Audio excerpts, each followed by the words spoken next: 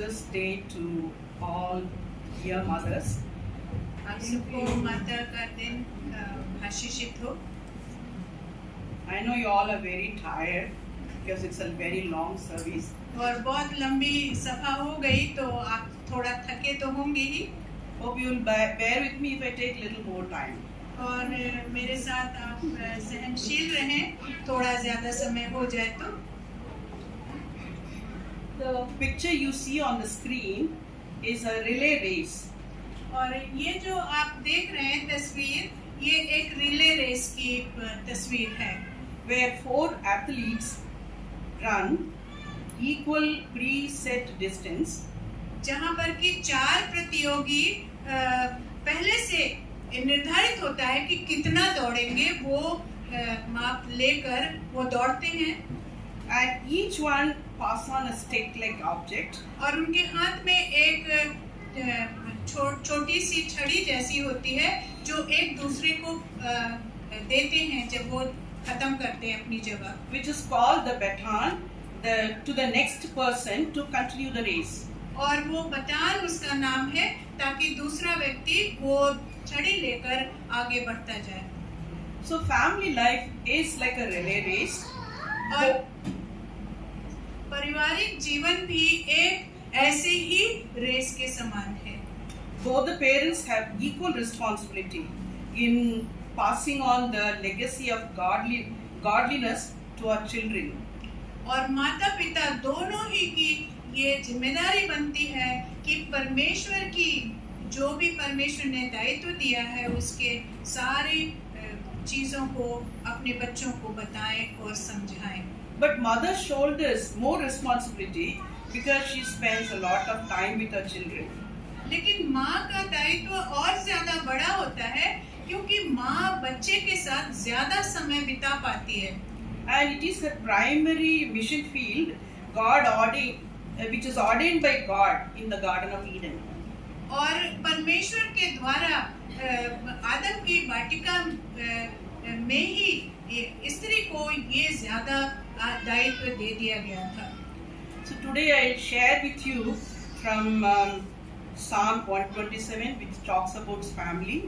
और आज मैं 127 भजन संहिता से आपके साथ शेयर करूंगी जो जिसके लिए हमने पढ़ा भी है। And quickly I connect this psalm with 3 mothers and 1 grandmother. और इस भजन संहिता को मैं 3 माँओं से संबंधित करूंगी और एक जो दादी थी उससे भी, From the Bible, and how they fulfill their responsibility of leaving a legacy of godliness in their children's lives. और ये वचन के द्वारा ये बताऊंगी कि किस प्रकार से माँ और दादी ने मिलकर परमेश्वर के वचन का जो दायित्व मिला था उसको अपने बच्चों में बांटा या शेयर किया। So in Psalm 127 we can find 3 word pictures. और इस भजन संहिता में 127 में हम 3 जो है वो शब्द चित्र देखते हैं। First two you see in the first verse and the third one you see in verse 4. और पहला 2 चित्र जो है वो पहली ही आयत में दिखते हैं और बाकी तीसरा आगे के पदों में। That's number 1 is builder, number 2 is watchman, number 3 is warrior. और ये 3 जो गुण हैं, पहला है चौकीदारी का, दूसरा है निर्माणकर्ता का और तीसरा है एक योद्धा का। So the first one we'll see see the first one, builder. So please read the first part of the verse 21, 27, Psalm 127. Unless the Lord builds the house, the builders labor in vain. Unless the Lord watches over the city, the guards stand watch in vain. यदि घर को यहोवा ही न बनाए तो बनाने वाले व्यर्थ परिश्रम करते हैं। So the first part, unless the Lord builds the house, the builder labor in vain. जब तक पर यहोवा घर न बनाए तब तक जो परिश्रम करने वाले हैं वो व्यर्थ परिश्रम करते हैं। We'll see this in the life of Jochebed, Moses' mother. और मूसा की माँ जोकबेद के जीवन में हम इस बात को देखते हैं। She brought him up just for maybe 7 to 8 years. और शायद वो 7-8 साल तक वो माँ के पास पला बढ़ा। But within that short period of time, she successfully built in him God's word and godly values. लेकिन उन्हीं 7 सालों में परमेश्वर के सारे मूल्यों को, उनके वचन को मूसा के जीवन में पूरी तरीके से भर दी। That all the years of his training at Pharaoh's palace could not erase it. इतना भर दिया कि सारी जो शिक्षाएं फिरौन के महल में उसे दी गई, उनसे ऊपर उठकर वो इन शिक्षाओं पर चलता रहा। We can find this in Hebrews 11 verses 24 to 27. Please turn with me, all of you. I want all of you to listen carefully and just read that. Okay. Please, someone read Hebrews 11 24 to 27. No English. By faith, Moses, after he had grown up, refused to be called the son of Pharaoh's daughter. He chose to suffer ill treatment with the people of God rather than to enjoy the pleasure of sin for a time. Considering reproach for Christ greater riches than the treasure of Egypt, for he had fixed his eyes on the giving of the reward. By faith he left Egypt, not fearing the anger of the king, and he patiently endured, as though he saw him who is invisible. In Hindi, please. विश्वास ही से मूसा के माता पिता ने उसको उत्पन्न होने के बाद 3 महीने तक छिपा रखा, क्योंकि उन्होंने देखा कि बालक सुंदर है और वह राजा की आज्ञा से न डरे। विश्वास ही से मूसा ने सयाना होकर फिरौन की बेटी का पुत्र कहलाने से इनकार किया, इसलिए कि उसे पाप में थोड़े दिन के सुख भोगने से परमेश्वर के लोगों के साथ दुख भोगना और उत्तम लगा, और मसीह के कारण निंदित होने के को मिस्र के भंडार से बहुत बड़ा धन समझा, क्योंकि उसकी आंखें फल पाने की ओर लगी थीं। Okay. 27. विश्वास ही से राजा के क्रोध से न डर कर उसने मिस्र को छोड़ दिया, क्योंकि वे अनदेखे को मानो देखता हुआ दृढ़ रहा। Okay, here we see Moses 3 choices when he had grown up. This reveals the choices which Moses has made when he had grown up. और मूसा जब बड़ा हुआ तो उसके सामने 3 चुनौतियां आई जहां पर उसे चलना था। See, the first one, he refused to be the Pharaoh's daughter's son, which offered him the throne. और पहली जो चुनौती थी, उसने फिरौन की गद्दी को इनकार किया, जो उसके फिरौन की पुत्री का बेटा होने के अधिकार से उसे मिल सकती थी। The second one you can see in verse 27, he chose to endure ill treatment with his people rather than enjoying the sinful pleasures of the palace life. और वो महल के सारे सुखों को त्याग कर उसने मिस्र वासी जो यहूदी जो मिस्र में रह रहे थे, उन लोगों के साथ दुख सहना को चुना। So the first choice, he gave up the throne. The second choice, he gave up the pleasures of palace life. और पहली चीज कि उसने राजगद्दी को ठुकरा दी, और दूसरा था कि उसने राजभवन के सारे भोग विलास को भी ठुकरा दिया। The next choice he made is he regarded disgrace for the sake of Christ as great value than the treasures of Egypt. और तीसरा जो उसने चुनाव किया, जो चुनौती उसके सामने थी, जिसमें कि उसने निरादर सहने को ज्यादा पसंद किया बनिस्बत की राजा बनकर महान ख्याति प्राप्त करने को। And he gave up the treasures of Egypt. और उसने सारी धन संपत्ति जो मिस्र की थी उसे ठुकरा दिया। He gave up the throne. He gave up the pleasures of Egypt. He gave up the treasures of Egypt. और उसने राजगद्दी छोड़ी और सारी सुख सुविधा छोड़ी मिस्र की, और सारा धन दौलत मिस्र का छोड़ दिया। Because he was able to see the invisible God who orders the circumstances of his life. क्योंकि वो ऐसे अदृश्य परमेश्वर को देख सकता था जो कि इन सारी चीजों से बढ़कर था. So he was trained by Jochebed. So Jochebed as a able builder, skillful builder, prayerfully build a strong foundation in Moses' life. और ये हम इसलिए मूसा के जीवन में देखते हैं कि उसकी जो माँ जोकेबेद थी, उसने 7 साल में सारी शिक्षाएं यीशु परमेश्वर के बारे में उसे दे दी थी, ताकि वो आगे बढ़कर वो इन सारे चीजों में परमेश्वर के वचन का और परमेश्वर के पीछे चलने का चुनाव कर सके, इन चीजों को इनकार करके.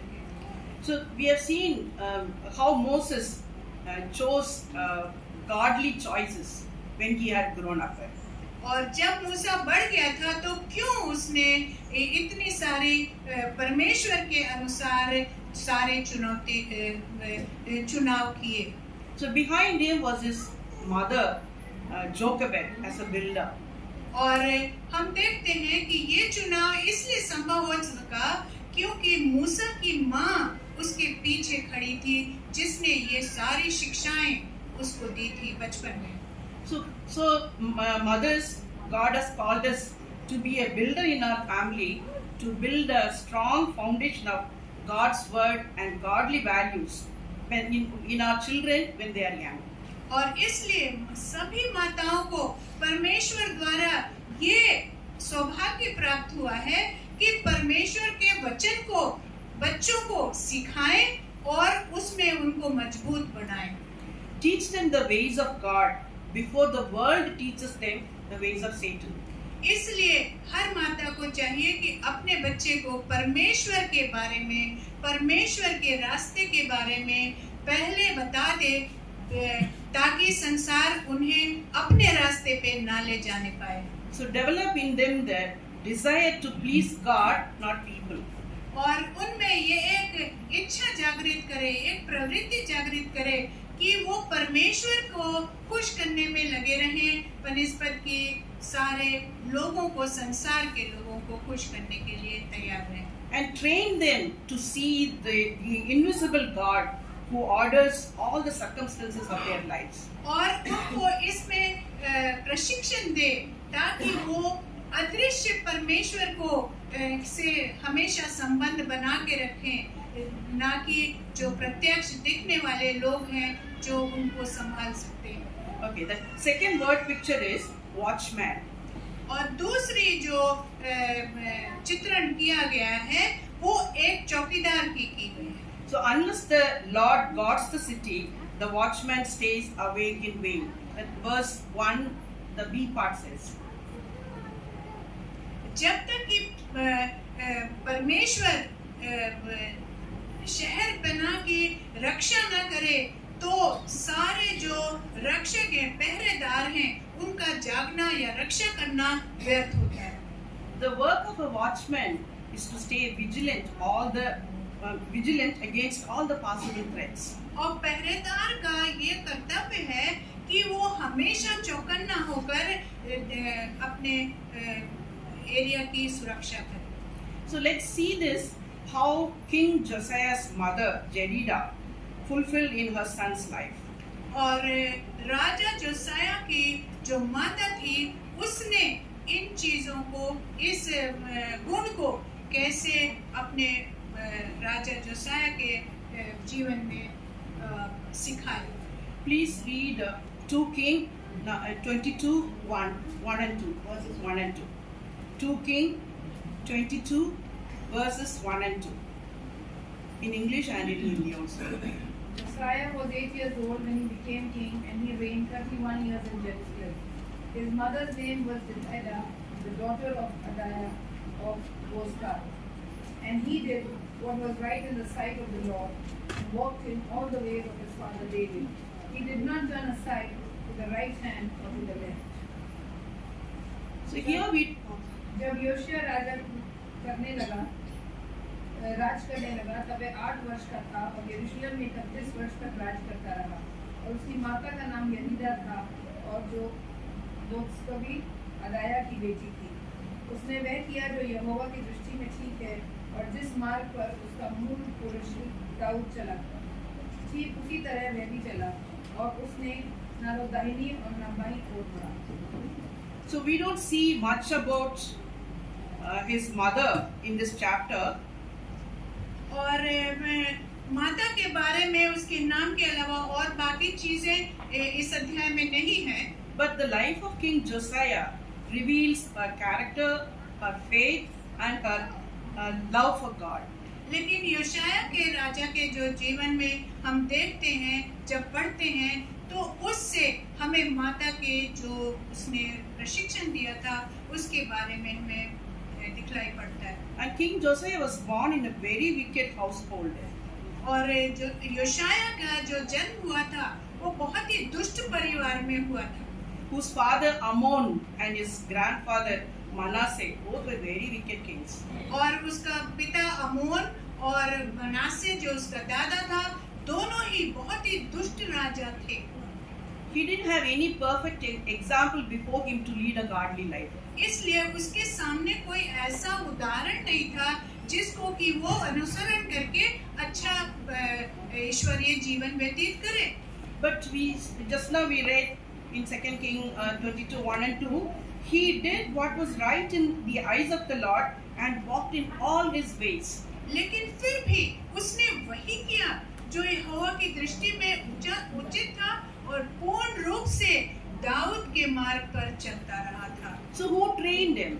लेकिन तो इससे वर्ड से पता चलता है उसकी जो ट्रेनिंग हुई थी, जिसने सिखाया था, प्रशिक्षण किया था, वो कौन था?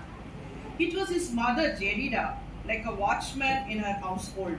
लेकिन उसकी माँ यदीदा ही जो एक पहरेदार की तरह उसके हर चरित्र को उसने तरासा था।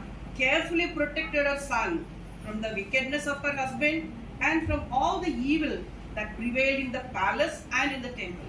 और महल में रहने वाले सारी बुराइयों से उसी ने, यदीदा ने ही अपने पुत्र को बचाया था, संभाला था और अच्छी तरह रास्ते पर मोड़ा था।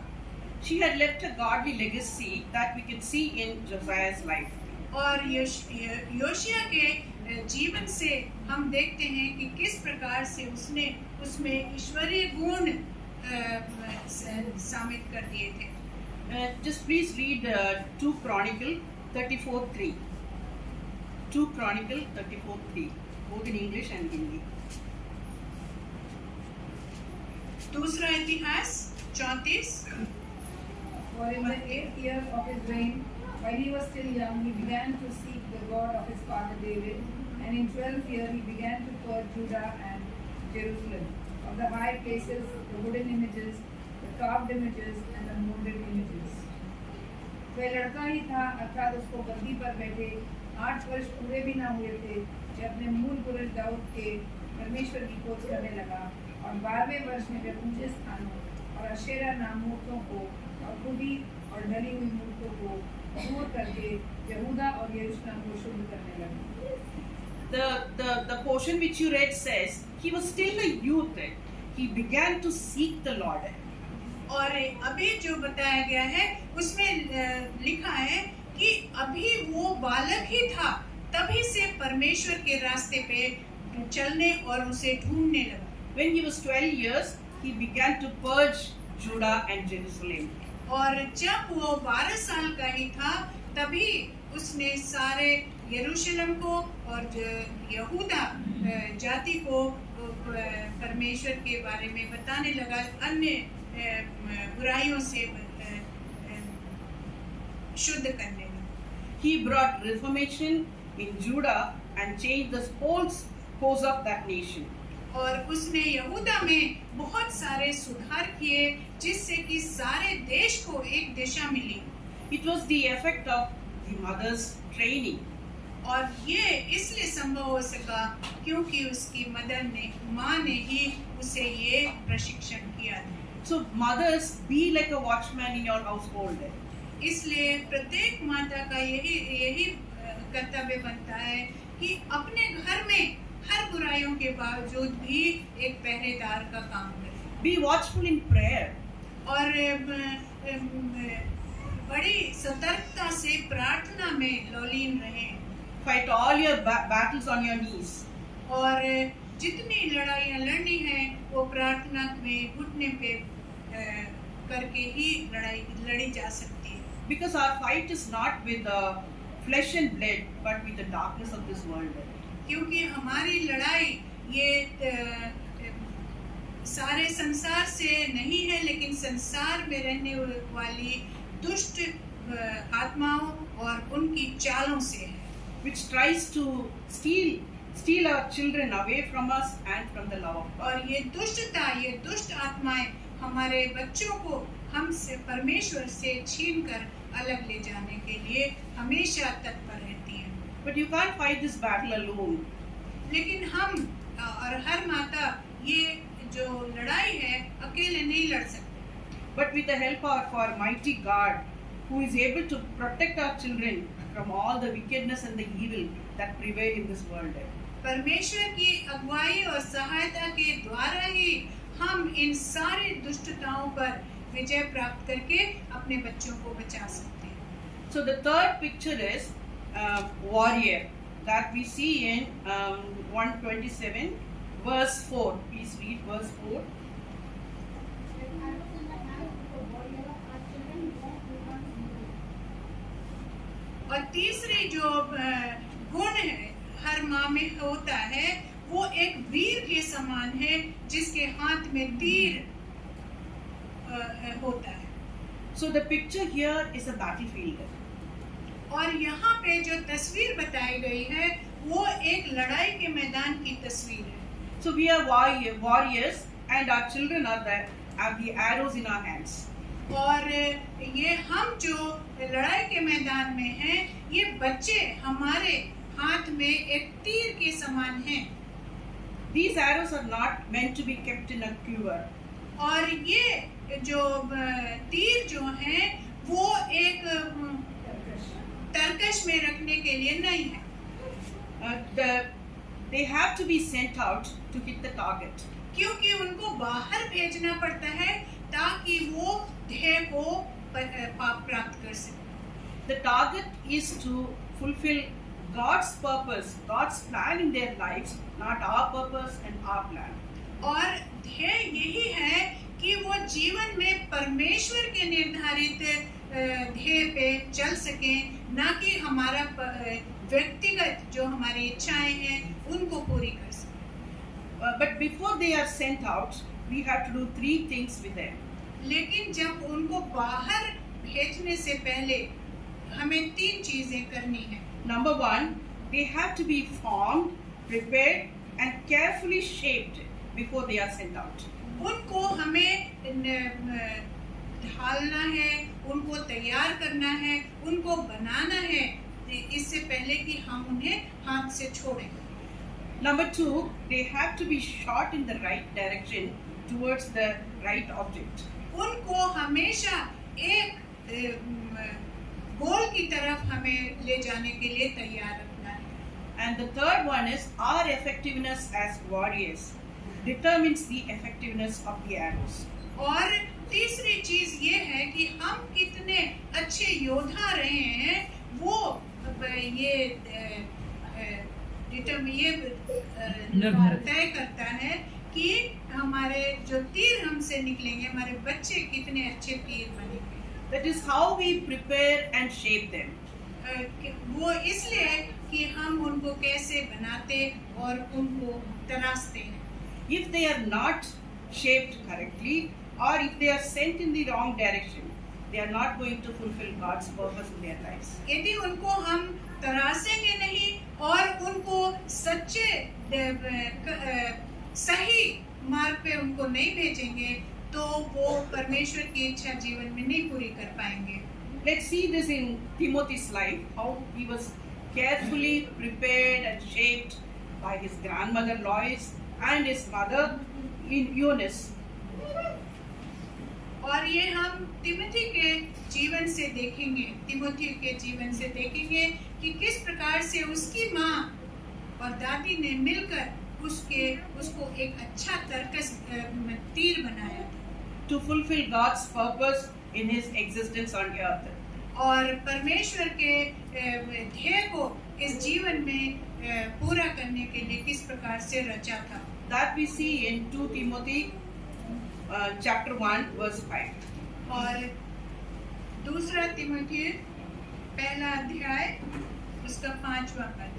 When I call to remembrance the genuine faith that is in you, which dwelt first in your grandmother Lois and your mother Eunice, and I am persuaded is in you also. और मुझे तेरे उस निष्कपट विश्वास की सुधि आती है जो पहले तेरी नानी लोइस और तेरी माता यूनिके में थी, और मुझे निश्चय हुआ है कि कुछ नहीं है। So here Paul says to Timothy, I am reminded of your sincere faith, which first lived in your grandmother Lois and in your mother Eunice, and now lives in you also. और पौलुस इस बात की गवाही देता है कि जो विश्वास मैं तुम में देखता हूँ वही मैंने पहले तुम्हारी दादी और तुम्हारी माँ के जीवन में देखा है। So how did they do it? तो किस प्रकार से उन्होंने ये विश्वास रखा?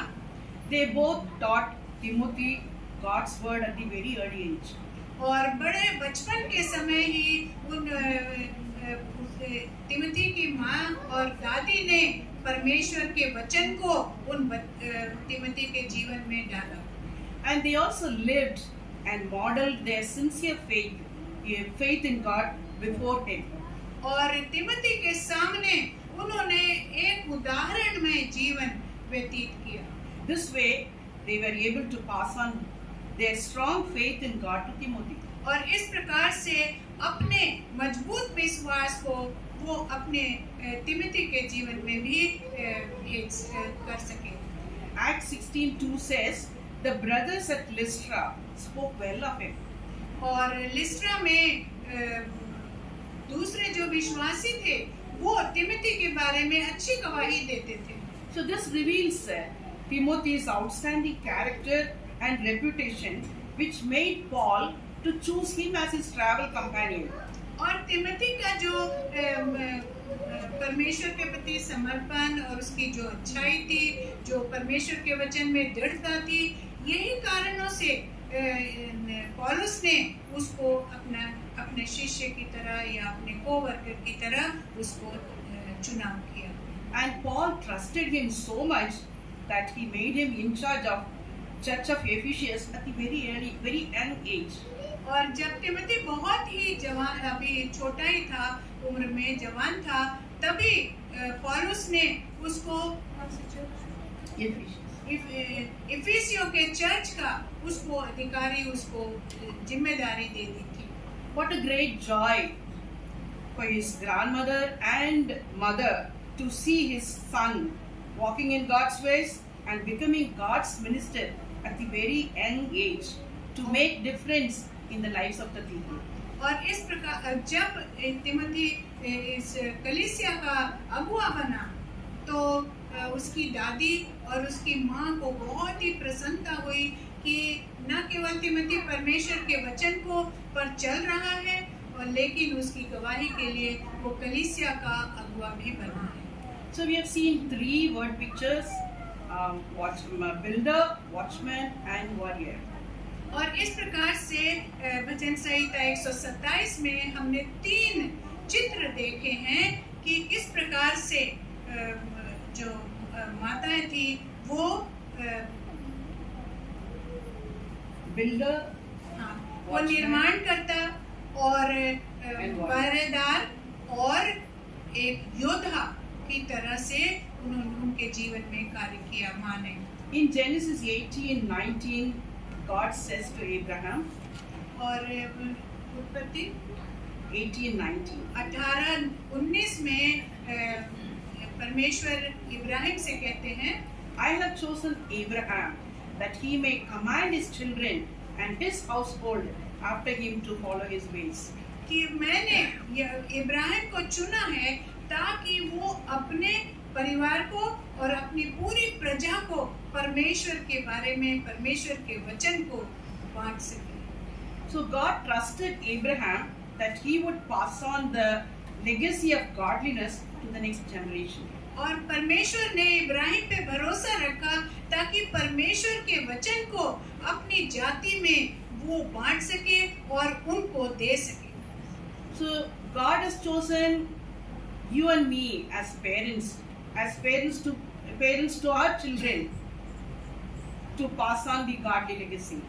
और इस प्रकार से हम देखते हैं कि किस प्रकार से परमेश्वर ने माँ और पिता दोनों को परमेश्वर की जो धरोहर है, जो वचन है, उसको संभाल के रखने के लिए, बच्चों के जीवन में देने के लिए परमेश्वर ने हमें जिम्मेदारी सौंपी है.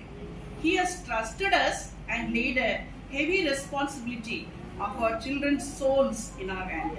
और परमेश्वर ने हम पे विश्वास करके अपने बच्चों की आत्मा जो बच जाए उसके लिए जिम्मेदारी माँ बाप को दी है.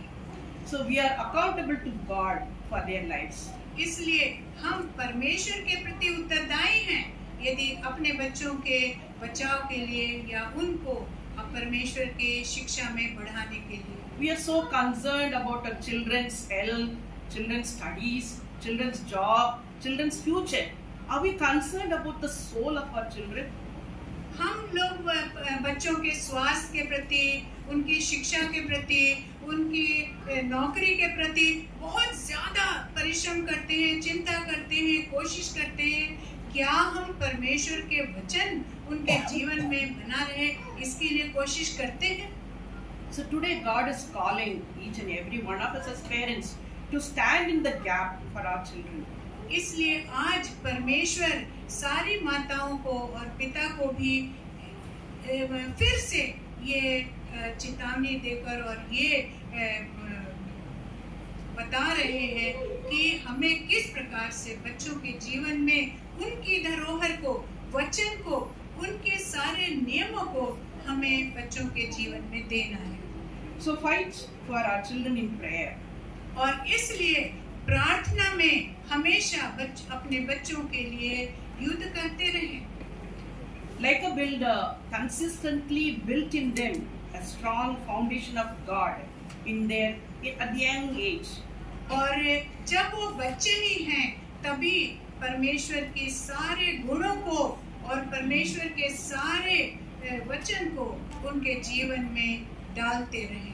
That will protect them from all the wickednesses and the temptation that they face on this earth. और यदि हम ऐसा करेंगे तो संसार की सारी जो बुराइयां हैं उनसे वो बचे रह सकेंगे.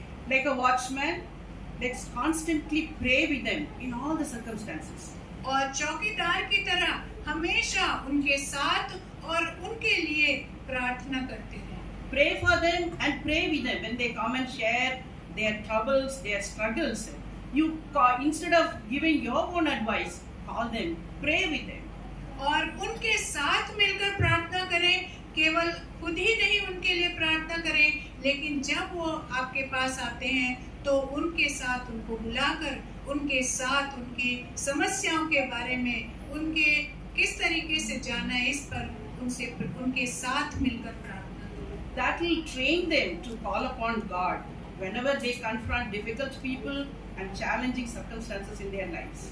ये उनको ये प्रशिक्षण देगा कि जब कठिन समय उनके जीवन में आएगा तो किस प्रकार से वो खड़े रह सकेंगे और डगमगाएंगे नहीं. And like a warrior, steadily train them in God's ways that will prepare them to fulfill God's purpose of their existence on earth. और एक योद्धा की तरह परमेश्वर के वचन को उनके हाथों में दें, उनके जीवन में दें, ताकि वो शैतान की सारी तीरों को हरा सके, सारे उसकी चालों को हरा सके और एक अच्छे योद्धा स्वयं बन सके. Last, let's leave a legacy of prayer, faith and godly life to the next generation. और अंत में मैं यही कहूँगी कि हम सबको उनके अपने बच्चों के जीवन में एक प्रार्थना में जीवन, एक ईश्वरीय गुण से भरा हुआ जीवन और एक परमेश्वर के वचन में डूबा हुआ जीवन व्यतीत करने के लिए हम प्रार्थना करें। So God has given our children, He trusted us and has given our children in our hand so that we will pass on the legacy of godliness to them to build His kingdom on this earth. और यदि हम परमेश्वर ने हमको बच्चों के रूप में एक ये मौका दिया है कि उनके द्वारा उनको प्रशिक्षण करने के द्वारा हम परमेश्वर की इच्छा और परमेश्वर के वचन को हम फैला सकें या आगे बढ़ा सकें। So may the Lord help us, help each and every one of us to faithfully fulfill this noble task. और प्रार्थना करें, हम भी आपके लिए प्रार्थना करेंगे कि परमेश्वर के इस उद्देश्य को अपने जीवन में भरपूर कर सकें, which God has entrusted in our hands, and to get God's appreciation when we meet Him face to face. और ये उत्तरदायित्व जो परमेश्वर ने हमें दिया है उसको हम पूरी तरीके से करें, और ताकि जब हम परमेश्वर के सामने आमने सामने मिलेंगे तो हमें शर्मिंदा ना होना पड़े और हमें परमेश्वर आशीष दे सके। So let's pray. प्रार्थना करेंगे। Father God, we come to your presence right now. Thank you, Lord, for your word. Thank you, Lord, for talking to us. Thank you, Lord, for your presence. Father, you have trusted us. You have chosen us as parents to our children and have given a great responsibility, the heavy responsibility of their souls in our hands, Father. Father, we have failed in our responsibility in many ways, Father. Father, we pray that we confess our sins before you. Father, you help each and every one of us here, Lord, to be an able builder, to build your word in our children's lives, and to be a watchman, to pray for them, fight for their lives in our prayers, Lord, consistently. Father, you please help us, Lord, and help us to be a warrior, Lord, and prepare them and shape them, and Father, and teach them your ways in a way that our children will grow up to fulfill your purpose on this earth, Lord, their existence, purpose of their existence on this earth, Father. Father, we pray that you help each and every one of us, Lord, to fulfill this noble task in our life and to get your appreciation, Lord, when we meet you, Father. And let us not feel bad when we come to our last stage that we have not fulfilled your duty you have entrusted in our hands. Father, you please help each and every one of us, Lord, to continuously pray for our children. We commit this into your hands. In Jesus' name we pray. Amen.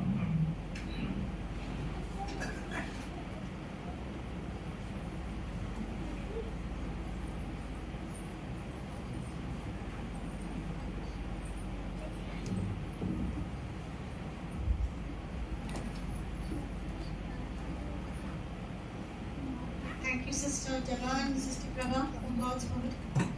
Please open your Grace Bible